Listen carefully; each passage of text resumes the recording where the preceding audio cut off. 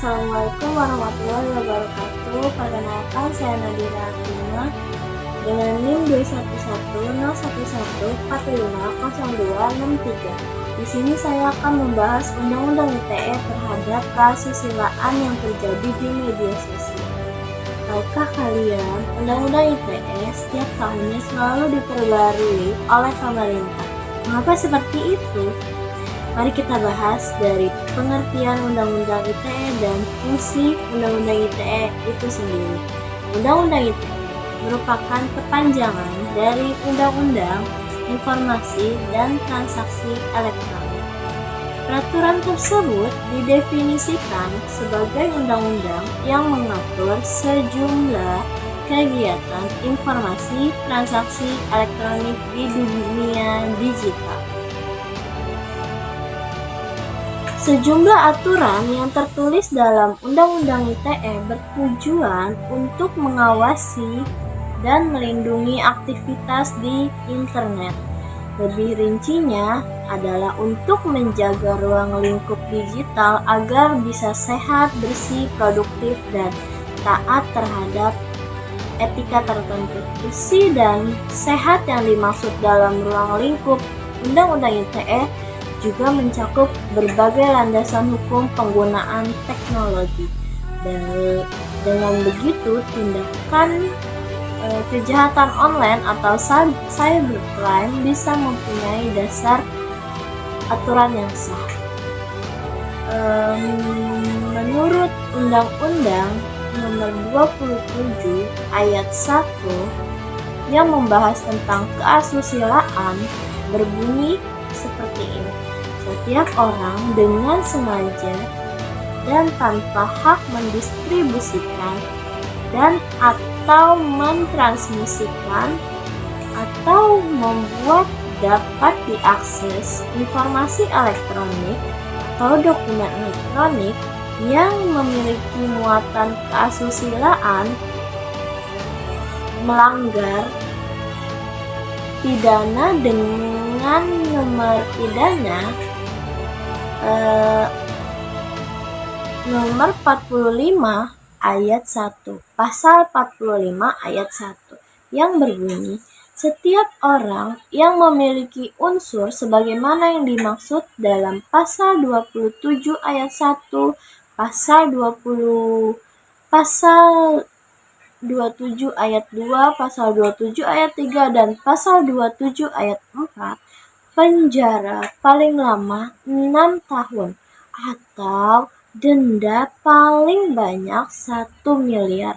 Jadi, mengapa pemerintah setiap tahunnya selalu memperbarui Undang-Undang ITE adalah karena pemerintah ingin Undang-Undang ITE selalu terupdate dengan banyaknya kasus yang sangat marak belakangan ini. Untuk itu, mari kita bahas lebih lanjut.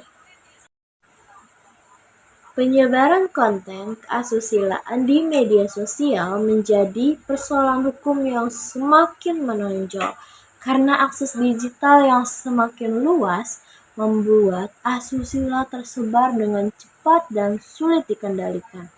Tindakan ini tidak hanya melanggar norma moral, tetapi juga melanggar norma hukum ketika foto, video, atau informasi yang berunsur asusila disebarkan tanpa hak yang jelas. Individu yang muncul dalam konten tersebut menjadi pihak yang dirugikan melalui kerusakan reputasi, tekanan psikolog, hingga kerugian sosial dan ekonomi. Sementara masyarakat turut berdampak melalui turunnya kualitas ruang digital dan meningkatnya paparan konten yang tidak pantas. Masalah ini secara tegas dalam pasal 27 ayat 1 Undang-Undang ITE yang melarang pendistribusian konten melanggar keasusilaan dengan sanksi pidana dan denda sebagaimana tercantum dalam Pasal 45 ayat 1 yang berbunyi serta dapat diberatkan bila konten diperoleh melalui cara yang melanggar hukum.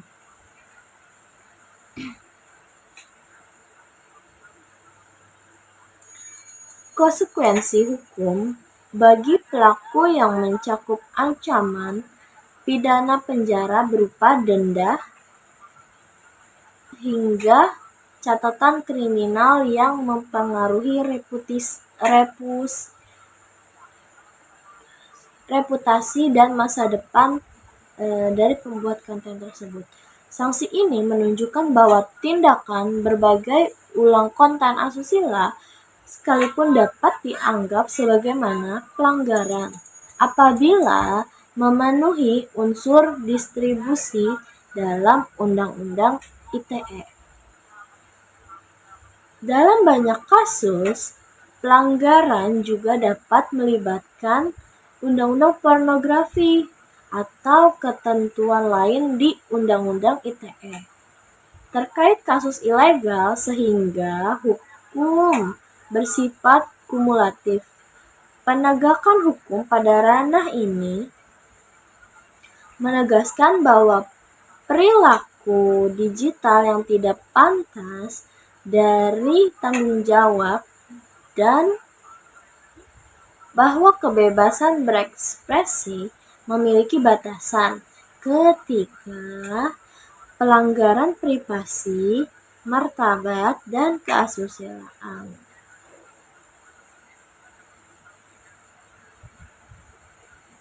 Untuk mencegah peningkatan kasus serupa, diperlukan literasi digital yang lebih kuat agar masyarakat memahami batasan hukum dan etika dalam berbagai konten. Sistem pelaporan dan moderasi di platform digital juga perlu diperkuat agar konten bermasalah dapat segera dihapuskan sebelum menyebar semakin luas di masyarakat. Pengguna media sosial dituntut untuk mengedepankan asas itikat baik serta kehati-hatian, lalu saling menghormati kepastian hukum sesuai prinsip Undang-Undang ITE, sehingga setiap tindakan di ruang lingkup digital selalu mempertimbangkan keselamatan, privasi, dan martabat orang lain.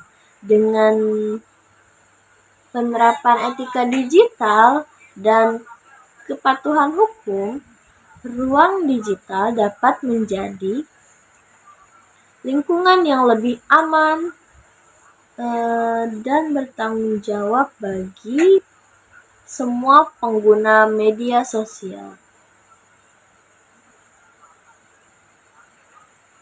Menurut saya, dari semua kasus yang terjadi tentang keasusilaan dalam Undang-Undang ITE, kesimpulannya adalah penyebaran konten di keasusilaan di media sosial merupakan pelanggaran yang berdampak luas karena merugikan korban, tidak hanya berupa moral publik, tapi menurunkan kualitas ruang digital.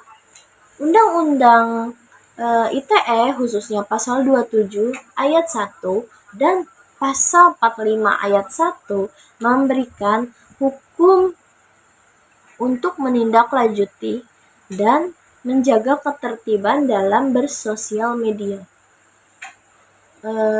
serta aktivitas digital. Dalam praktiknya, pengguna perlu berpegang pada asas itikat baik, kehati-hatian, dan kepastian hukum, agar setiap tindakan di ruang digital dilakukan secara bertanggung jawab. Upaya pencegahan bisa melalui literasi digital, disiplin pribadi saat membagikan konten, serta Kebijakan platform yang tegas menjadi langkah penting menciptakan lingkungan digital yang aman, sehat, dan produktif, dan melindungi semua pihak